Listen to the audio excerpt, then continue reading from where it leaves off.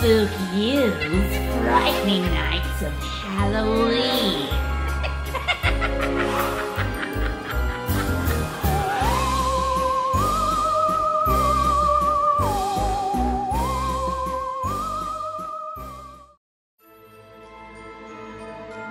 Hello, my dear Frankenfriends, and welcome to Spookyou, your one-stop shop for all things ghastly and ghoulish. I'm your host, Barnabas Vixen, and I'm here to kick things off for our second annual Frightening Nights of Halloween. Tonight, we have two incredible narrators joining us to ensure that you're terrified, mortified, and horrified. I'd like you all to give a warm welcome to Insidious Nebula and the Dark Realm. The authors that will be featured in tonight's episode are ralukadollarsign, salamimommie, and roseblack. Make sure you take a peek at the description below to find more from these talented creators and authors. Alright, that's enough rambling for one intro. I now present to you I Woke Up in a Plastic Town, written by ralukadollarsign and narrated by Insidious Nebula. Take it away, Insidious!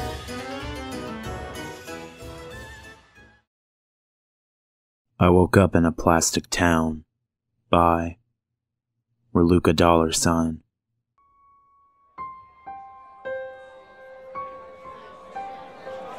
Two nights ago, I went missing. I had one drink too many, and before I knew it, I was seeing double. I asked for another drink, and the bartender refused. In a drunk fury, I cursed and screamed, only to get kicked out moments later. I did the only logical thing my drunk mind could think of. I got in my car and started driving home. The night was dark, and the road was slick because of the light rain falling. The soothing sound of rain relaxed my intoxicated body. It relaxed me maybe a little too much, because before I knew it, I had taken an unmarked exit, and I was in the middle of nowhere. The slick roads combined with my fatigue sent me careening off the road and into a road sign which I plowed over. In my barely conscious state, the last thing I remember was a heavy darkness engulfing my car. It was pitch black. Not even my headlights could pierce the intense darkness I was caught in. Then, there was nothing. I was awakened by faint laughter. It must have been a dream, I thought to myself. Then I realized I wasn't in my bed. I awoke in a 2-story house. Everything was so vibrant and bright in comparison to my dull and bleak apartment. I sat up and looked to my left. The nightstand had a fake plant on it. The owners of this place are smart. They'll never have to water this, I whispered to myself with a laugh. I better get up and thank them, I thought. I looked out of the window and realized I was in what I envisioned to be a perfect neighborhood.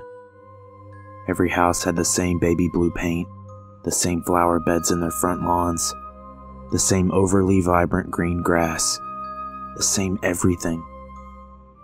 I went to the bathroom to freshen up a little before I made my way downstairs. I was about to wash my face when I turned the handle on the sink. No water. I tried opening the cabinet below the sink, only to discover that the cabinetry was glued to the facing. I rushed downstairs and came to the realization that nobody was home. All the cabinets in the kitchen were glued, just as in the bathroom. What the hell? I said out loud. I realized I was starving. I opened the refrigerator to find something to eat. I grabbed an apple and took a bite. The satisfying crunch echoed in my ears, and I began to chew.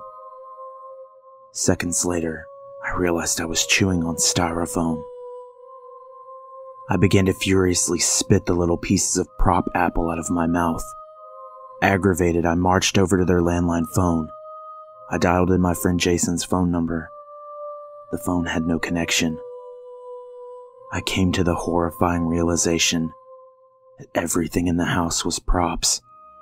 Furniture was glued to the floor, the tablecloth was somehow stuck to the table, and the utensils and plates were glued to their surfaces as well.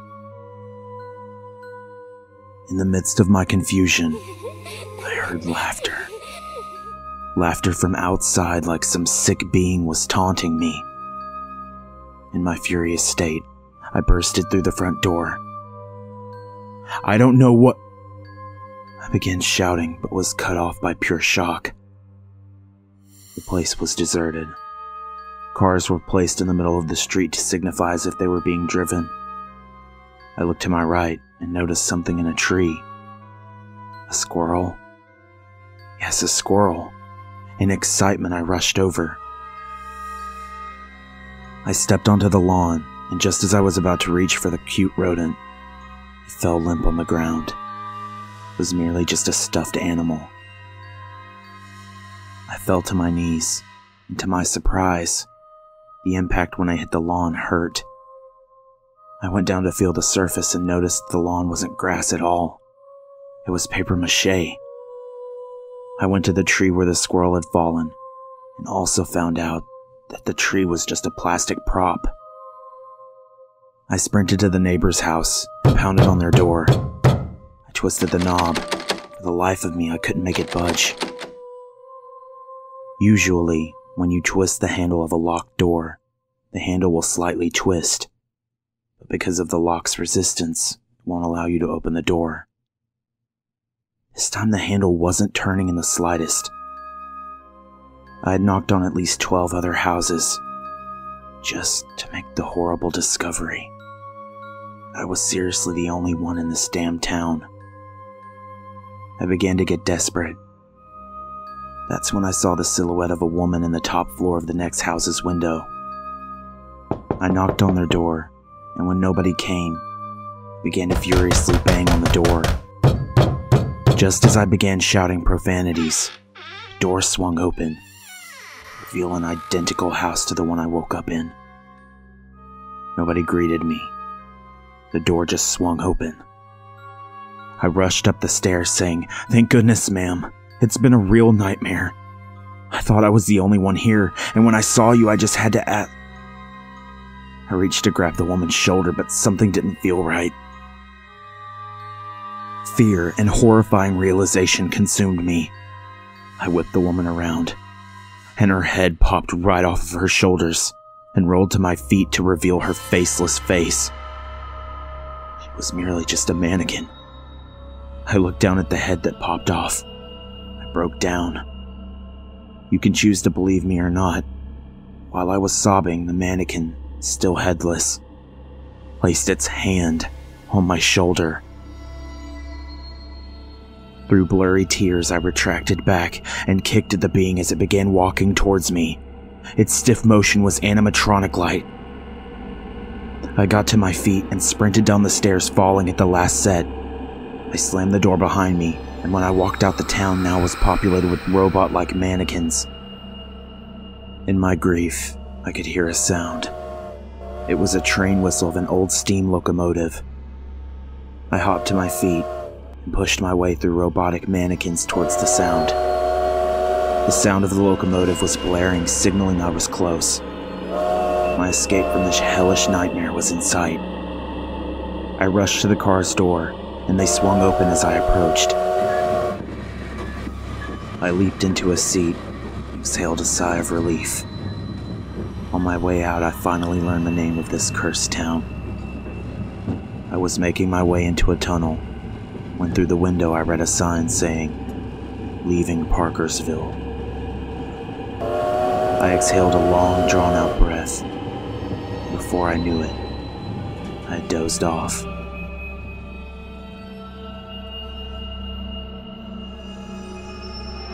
At an unknown hour, I was awakened to the sound of the locomotive's whistle. It was night now. The train had come to a stop. I exited the train, and there I was in the station. I was happily walking through the station when my happiness turned to dread. In my peripherals, I noticed a sign at the exit. Welcome to Parkersville. I haven't had food in days.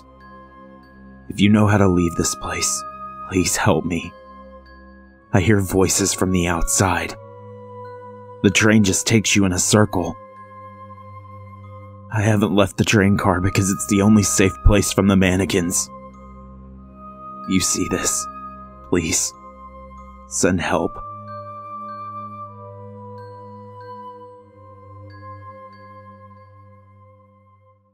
Now, before we move on to the next story, I want to take a moment to highlight the incredible talent featured in this last one. This is something we're going to be doing every night in our Frightening Night series, but don't worry, I won't be so long-winded on the rest of these. First, let's hear from Insidious Nebula.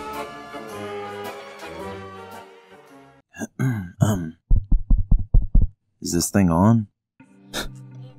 Hey there, and greetings. I always find it kind of difficult to talk about myself, but here goes. I go by Insidious Nebula on ye olde interweb, and I narrate a variety of horror stories, mostly from the No Sleep subreddit, but I've been recently branching out into many other types of scary stories. I know, the name is a bit odd, but it came to me in the shower, and I always trust those thoughts on instinct, so it stuck. I also occasionally dabble in writing my own stuff as well. May not be the best, but when an idea comes to me, I just kind of write it out, and that's how those stories come to be. Pretty much anything horror related, I'm down. But I especially like stories where I get to do a bit of voice acting. It's a dream job, if I'm being honest. I know my channel character may be a sentient space lizard thing who entices his audience with his creepy voice.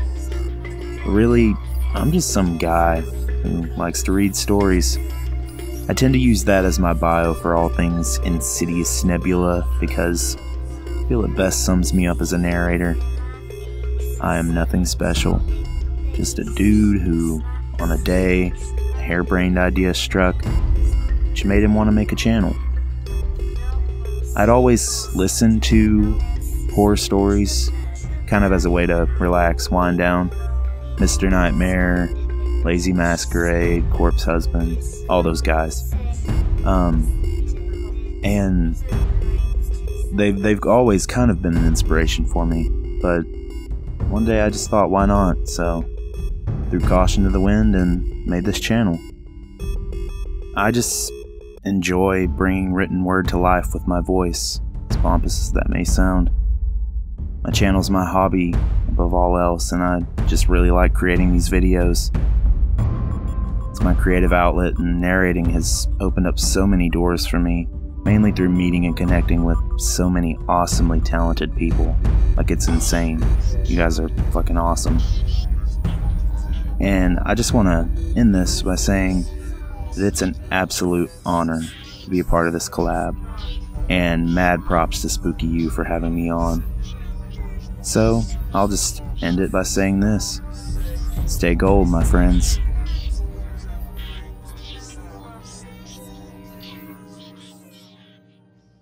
Great stuff! Be sure to check the description of this video to find the link to his channel and go subscribe. Next up, I want to tell you a little bit about the author of I Woke Up in a Plastic Town, ralukadollarsign, written by his own hand.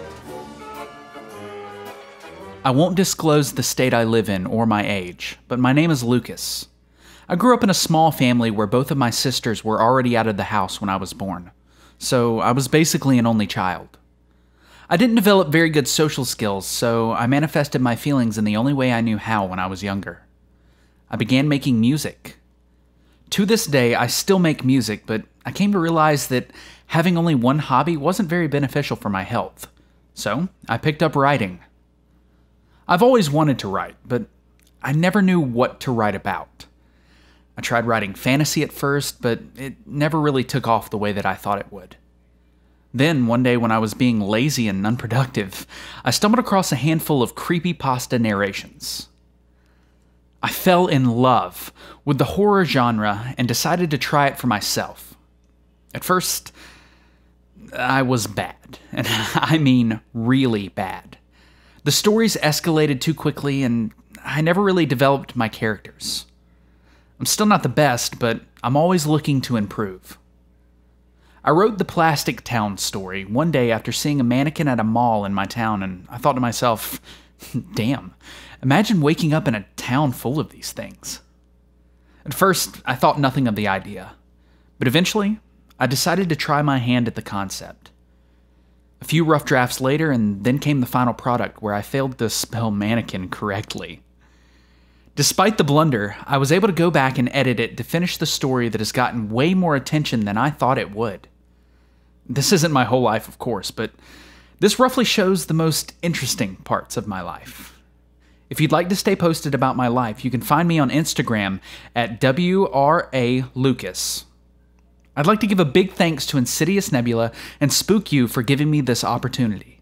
Stay safe, everyone, and follow your dreams. You never know where it'll take you. And now we move on to the next story in tonight's collaboration, Beach Lights, written by salamimommie and narrated by the Dark Realm. Do you ever think about a scary scenario?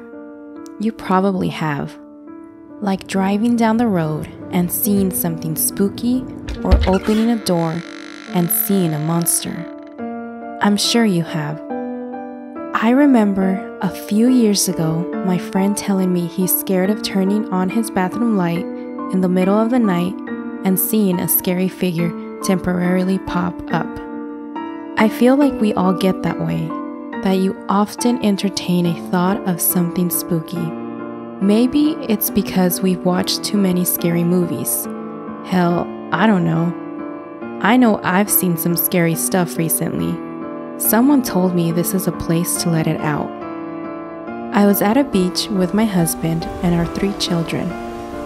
I don't really want to specify what beach, but I will say it has a lighthouse.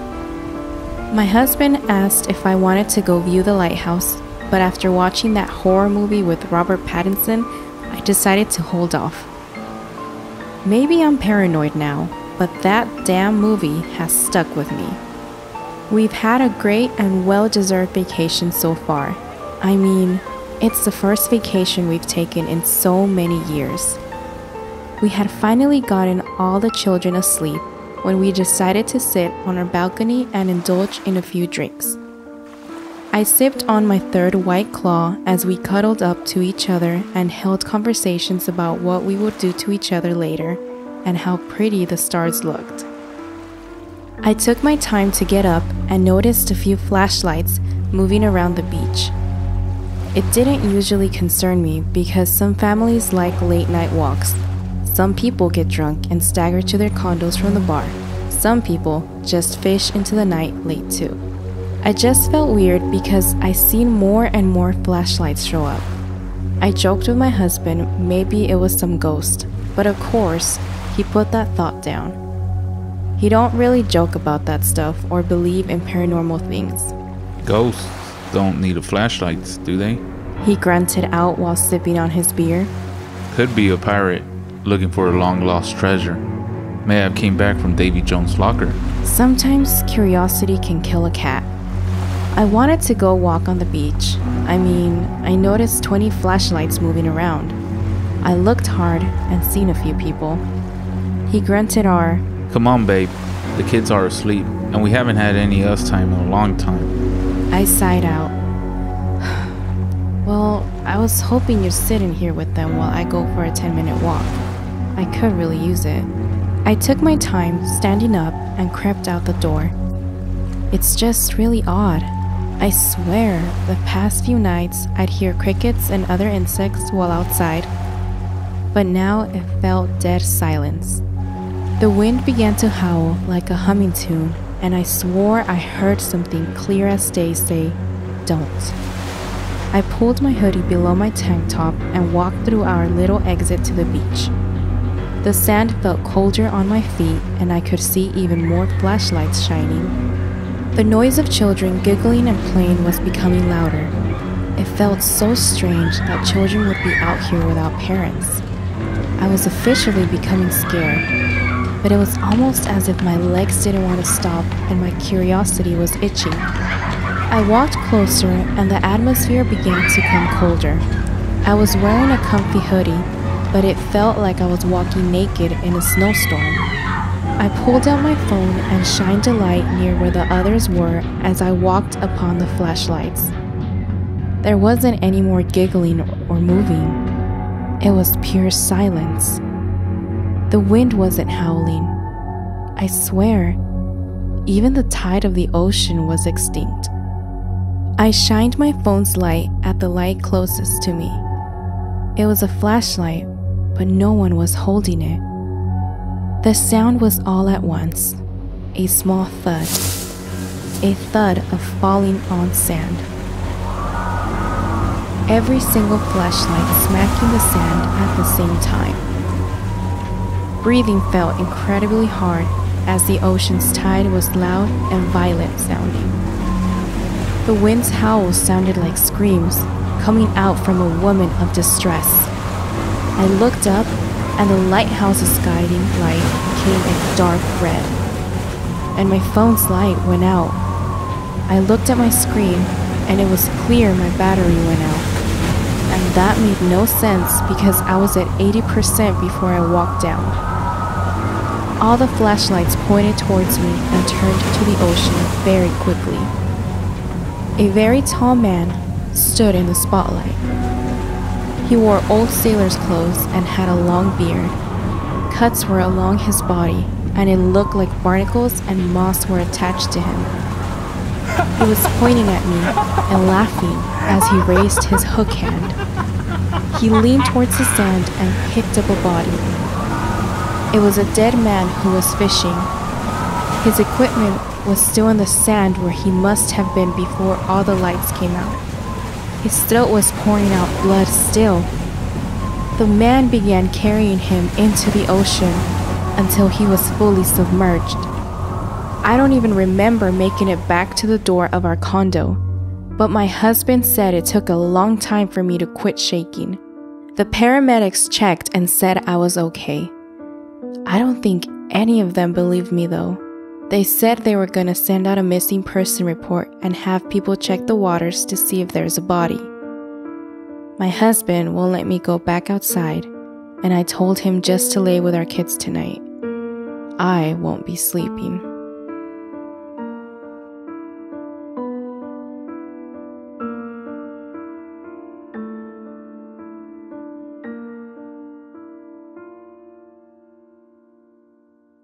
You know what time it is. Let's take a minute to learn about the Dark Realm and where you can find more of their work. You have heard about the 4 stages of sleep, but have you heard about the 5th stage of sleep? This is a place where your experiences of horror, darkness, and nightmares become reality. This is a place where only a few venture into and can make it back out. A place where you are past dreams. A place where nobody can wake you up from. So let all your thoughts, imagination, and nightmares relax your mind and let it enter the Dark Realm. Thank you, The Dark Realm. As always, these channels will be linked in the description below, so make sure you head on over and show them some love. Now, for a little about the author of Beach Lights, salamimommie. If you enjoyed this story and want to find more to read from salamimommie, you can find their work on Reddit under this username, and they post periodically within the No Sleep subreddit. My sister loves Minions. I'm a security guard at Disney World. I'm scared to death. And I'm a mall Santa. I'm scared. Or a few other notable stories that they've written. Be sure to check the description below to find the links to these works and show your support to the amazing authors that bring us these stories. Tonight's final story is written by Reddit user roseblack, titled I Don't Need Help, and narrated by our vivacious voiceover virtuoso. Take it away!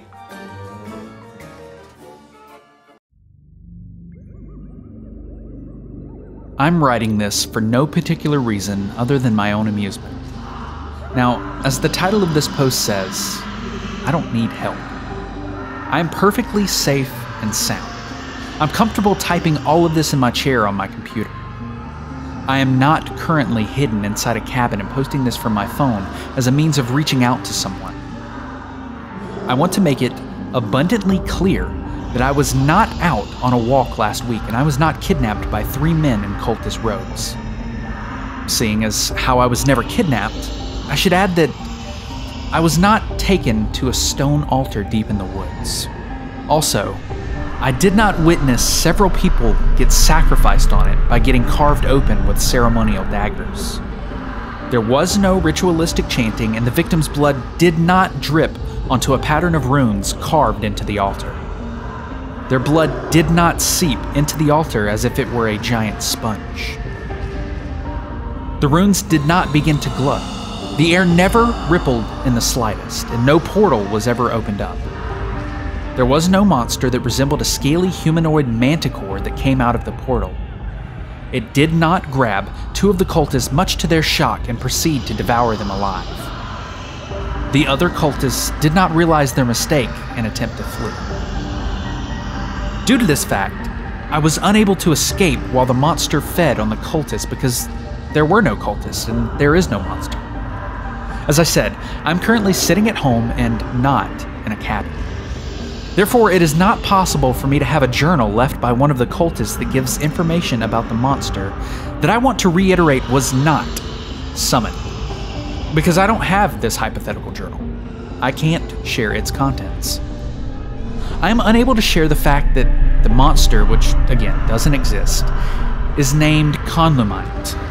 He can't pursue his goal of devouring his victims and consuming their life energy so he can reach full strength due to his non-existence. I should also mention that the journal, which does not exist, says absolutely nothing about Conlumite also becoming stronger when people are directly told about him. The obvious remedy to this, if he did exist, would be to warn people about him indirectly. However, he doesn't exist, so there's zero need to do this. I hear 0 screams outside, nor do I hear the roar of Conlumite because he can't roar due to the fact that he's not real. Therefore, it is unnecessary for me to say that his roar sounds like glass being ground up in a blender. There is no Conlumite, so mentioning this is pointless. With this in mind, it's also equally pointless to mention that I can't hear him getting closer to me.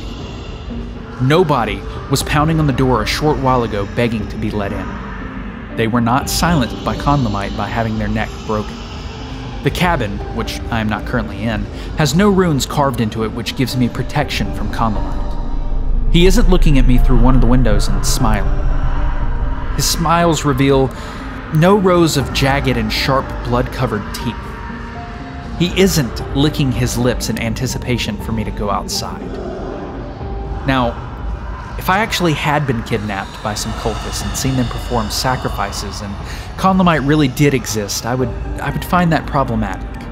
As a matter of fact, I would go so far as to say that I would be very frightened if that were the case. If I were in this predicament, I might even try to reach out to someone for information on how to stop Conlumite because the non-real journal doesn't say how to. Of course, if any of you have any ideas, you could play along by putting the word "not" before, say, banning ritual instructions of some kind or something close to the word "not." There would be no need to do this other than humoring me. As I said, I would be terrified out of my mind right now if the stuff I mentioned did happen and Conlumite was real, but they didn't, and he isn't. I am perfectly fine.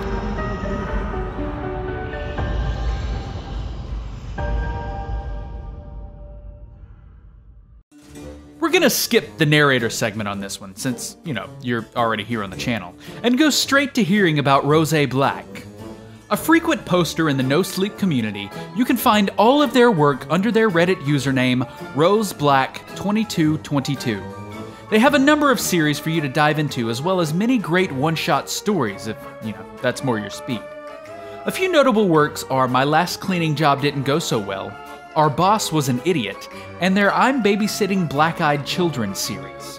If you want to support this author with more than just reading their stories, please use the Patreon link in the description of this video. Tiers start at as little as $2 a month and go up to just $8 a month. It's a great way to support the author and help them to create more content for you to enjoy. Finally, be sure to follow them on Twitter at roseblack2222 to keep up to date on everything that they're doing.